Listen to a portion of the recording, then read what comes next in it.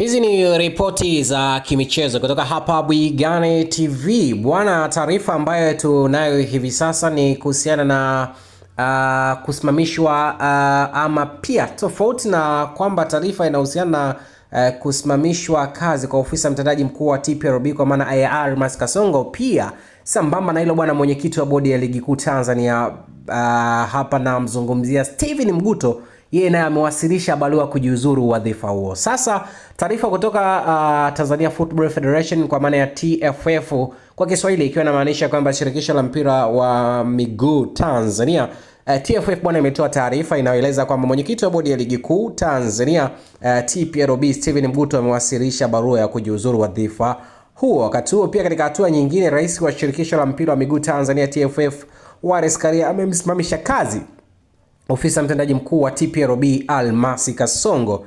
Hii taarifa imetolewa na Kidao Wilfred, katibu mkuu, Juni 13 mwaka 2025.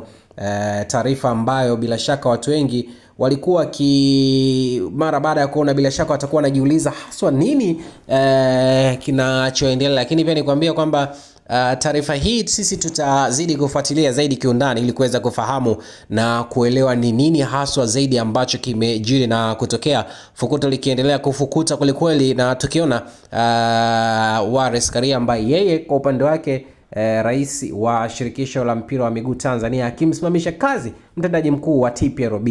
TPLB ni bodi ambayo ina dhamana ya kusimamia ligi, lakini pia ukitazama hata mwenyekiti wa bodi ya ligi kuu naye Steven Mguto amewasilisha barua ya kujiuzuru wadhifa huo, akisema kwamba jamani, sasa na mwaga manyanga. Nikuambie tu kwamba tutaendelea kujuza na kufuatilia taarifa kuhusiana na hiki ambacho kinaendelea. Hii yote ni kuhakikisha kwamba unashiba taarifa za kimichezo.